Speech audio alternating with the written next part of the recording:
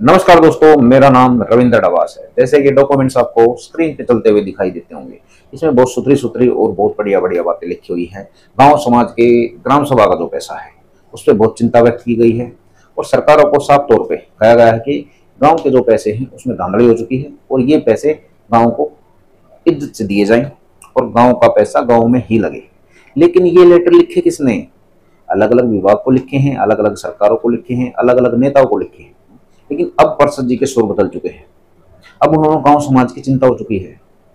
तो समझिए, ये चिंता हर एक नेता को होती है, हर एक स्वार्थी आदमी को होती है, हर एक स्वार्थी नेता को होती है जो पॉलिटिक्स में कुछ करना चाहता है।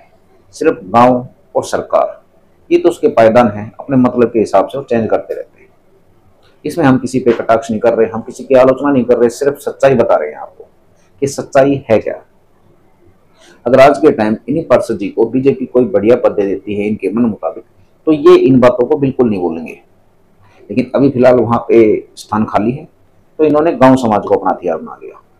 तो ये गांव समाज का जो नाम है, ये सिर्फ टाइम पे स्वार्थ के हिसाब से ही अपने साथ जोड़ा जाता है। ये बातें समाज में आती रहती हैं, जाती रहती हैं। बहुत से नेता हैं जो पाला बदलते रहते हैं, लेकिन बीच बीच में गांव समाज को अपने हिसाब से हथियार बना भी लेते हैं, उनकी आड़ भी ले लेते हैं। जैसे कि किसानों के नाम पे जो धरना हो रहा है, उसमें किसानों के नाम की आड़ ली गई है। तो ये सब कुछ जो राजनीति चल रही है, इस पर हमारा समाज चुप क्यों रहता है? इसका खुले तौर पे विरोध क्यों नहीं करता? क्या हमारी परिभाषा सिर्फ पार्टी की है? क्या हम एक आम आदमी की तरह न्यूट्रल तरह से बात नहीं कर सकते? सब आरोप लगा देते हैं अगर कोई किसी तरह बात कर देता तो, कि भाई आप बीजेपी की लाइन बोल रहे हो, आप कांग्रेस की लाइन बोल रहे हो, आप फलाना पार्टी की लाइन बोल रहे हो, आप तकड़ी पार्टी की। आम आदमी की लाइन, इन गाँव की लाइन कब कोई बोलेगा और कब कोई सुनेगा? तो मन सिथर तो काम सिथर, और काम सिथर तो गांव सिथर।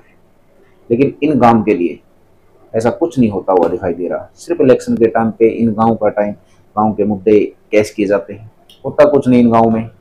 जैसे कि आपने कुतुबगढ़ में देखा होगा, दिल्ली के और गांव में देखा होगा, पीएनजी की लाइन दबगी, पीले पीले पाइप हैं, लेकिन उनमें है कुछ नहीं। अखबारों में डाल दिया कि भाई दिल्ली में पीएनजी की लाइनें चालू हो चुकी हैं, रसोई तक गैस पहुंच चुकी है, रोटी और खाना बन के तैयार हो चुका है। लेकिन ऐसा कुछ नहीं है। सिर्फ वो जो 2-2 फुट के पाइप निकाले हैं, वो सिर्फ आपके लिए वोट इकट्ठी कर रहे हैं और आप उनको देख के वोट भी दोगे। तो अलग अलग पार्टियां अलग अलग तरीके से अपने प्रचार कर रही हैं, लेकिन समाज का कुछ भला नहीं हो रहा, इन गाँव का कुछ भला नहीं हो रहा। और गाँव समाज चुप बैठे हैं, क्योंकि इनको लग रहा है कि इनके सिर्फ 2 ही काम है, चुप रहना और चुपचाप जाके वोट डाल देना। क्या इन दोनों कामों में किसी भी तरह हमारी आने वाली पीढ़ियों का सुधार हो सकता है, जागरूकता हो सकती है, या सही तरीके से हम जिस समाज का निर्माण चाहते हैं वो निर्माण हो सकता है?